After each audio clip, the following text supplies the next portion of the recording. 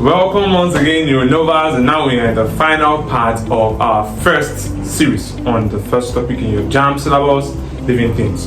We've gone through a whole wide bunch of things, and I can assure you, if you really go through this playlist and you understand all the videos and episodes that make up this playlist, there is nothing they are going to set on the living things that you will find strange, because it's all encompassing and very compressible. Yes, so it's easy for you to comprehend as well. So just make sure you do well to go through the videos in a consistent arrangement. Good. Now we are at the last part, like I said earlier, level of organization, which is part 12 of the first topic in your JAMB syllabus. Good. All right. So when we say level of organization, what are we talking about? It is just an arrangement of the life structures and system in hierarchy. Are you getting now? Such that we are moving from a level of simplicity, that means moving from simple forms to much complex forms. So that's what level of organization is. We are arranging structures and systems in order from simple to complex forms. Good. Now, other things that make up the level of organization. Now, the first thing that make up the level of organization, or the first hierarchical level of organization, is atoms. We need to understand these things so well. And we know that atoms are the smallest particle of elements, right? Good. And then major examples, we have carbon, and we have hydrogen, and we have oxygen. You understand?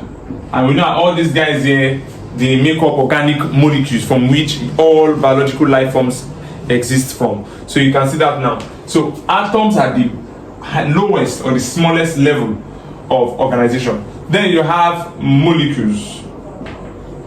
Molecules. We know that atoms can come together to form molecules, right?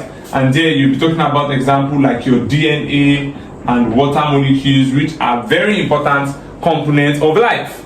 You can see that now. So you can see the DNA is a major component of life, right? A storage component for life of the genetic information, and water too is a very major component of life. So you see that now. So after atom, which is the simplest, you have molecules. And then after molecules, you have what we call organelles. Organelles.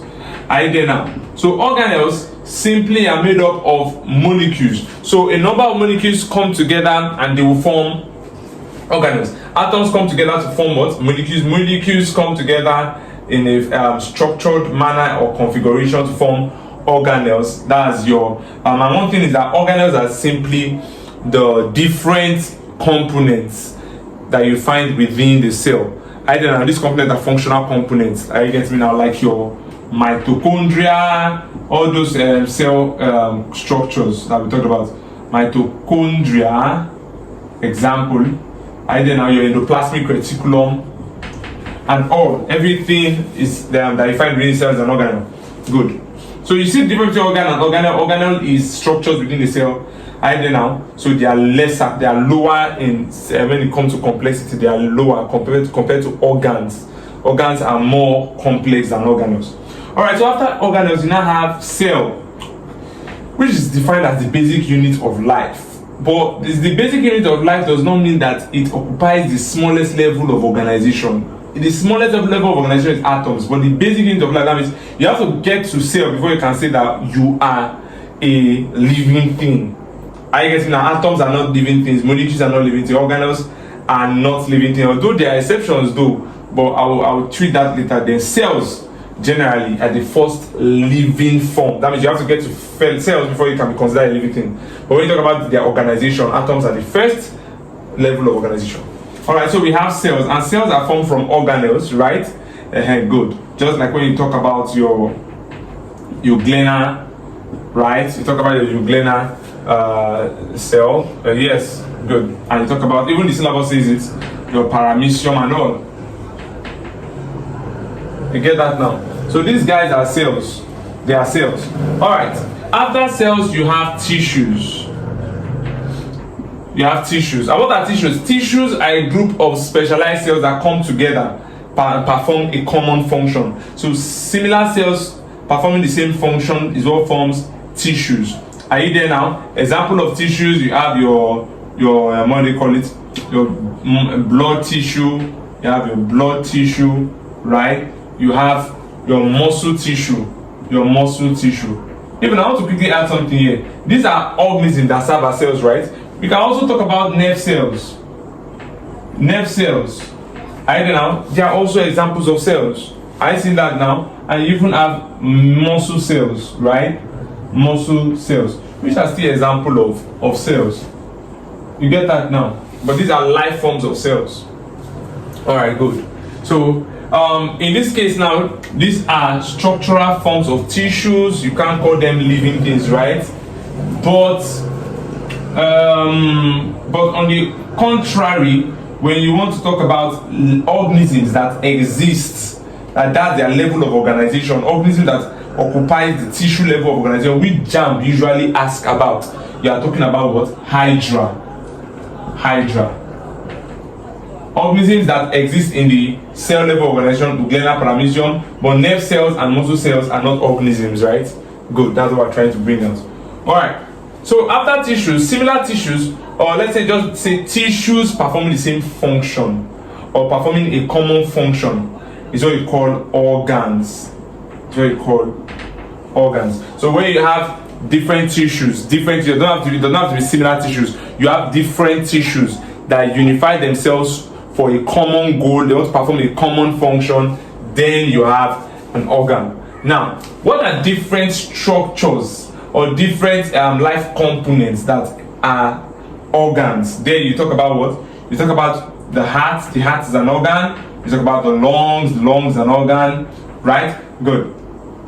Now, but how about when you want to mention an organism that exists in the organ level of organization? You want to talk about onion bulb. You want to talk about onion bulb. It exists in the organ level of organization. After organs, you see where they write system, or some textbooks will write organ system. They'll put it as organ system. Right? Now, we know that organs, are you getting me now? Organs integrate themselves in a biological fashion to perform a common function, and that's when you see it's a system. So it's a more complex integration of organs so that they can yield a specific function. And then you now have the digestive system, you have the reproductive system, right? You have all those systems, you have the reproductive system, the digestive system, and so on. There are so many in their numbers. And then when you have these systems, digestive, circulatory, nervous, integumentary system, all the systems we unify themselves or integrate themselves together to form what we call an integrated circuit, or what you call an individual. So we now have an individual. You understand now? That's an individual organism. So that's where you talk about probably man, or let me just write it as human. I don't know. So a single human is an individual organism. Are you getting that now? So after you have the individual organism, I don't know, even Chlamydomonas is an individual organism. After you have an individual organism, a group of organisms of the same species, a group of individual organisms of the same species forms the next level of organization of life, which is what? Population. I don't know. So we have population is just a what? Collection of what? Organisms of same species at a particular time, at a given time. But yeah, I'm not concerned with the population as per counting. No, I'm not dealing with that as per counting. I'm talking about the biological tool in level of organization. So what I'm concerned with here is organism of the same species. Organisms of the same species. Organisms. This is nisms. Let me rewrite this. Organisms of the same species. Organisms of the same species. Alright, good. Then when you have group of population, different populations interbreeding together, you call that a community. So in this one here now, maybe we have only humans. So we have a lot of humans in a given environment, that's the population. But when we don't want to only consider the humans in the environment, we want to consider both the humans in the environment, the goats, we want to consider the dogs, the chickens, the birds, the monkeys, everything that makes up that environment, including plants that are there, then you're talking about a community. Different species of organisms are interbreeding there, right? So you have different populations living in that place. All right, good. So when you now have community can also now advance. When you have numerous community, right there now, it can now advance to what you call an ecosystem. An ecosystem. And you know, an ecosystem comprised of both the biotic and the abiotic components of a given area. Are you there now? So biotic and abiotic, biotic mean the living component, abiotic non-living component of a given area. That's what you call the ecosystem. And then you now have the last level of organization, which is the biosphere. So the biosphere is the sum total of life within the earth in general. So every single place where life form can be found, that's the biosphere, and that's the highest level of organization. In case you see it in your exam, the highest level of organization is the biosphere, the lowest level of organization is atoms. I don't know, but what's the basic unit of life? Cell. So many people are more conversant with only this region of the level of organization, from cells to system, or some of them are still conversant with individual organisms. But nevertheless, this is the complete array of your organization of life. All right, and that will be that for this series. Make sure you do well to subscribe to our channel and click on the notification bell, so when we drop content like this, you will get notified. And also feel free to drop your comments in the comment section below, as well as ask questions, as we respond to them via videos or theoretical content.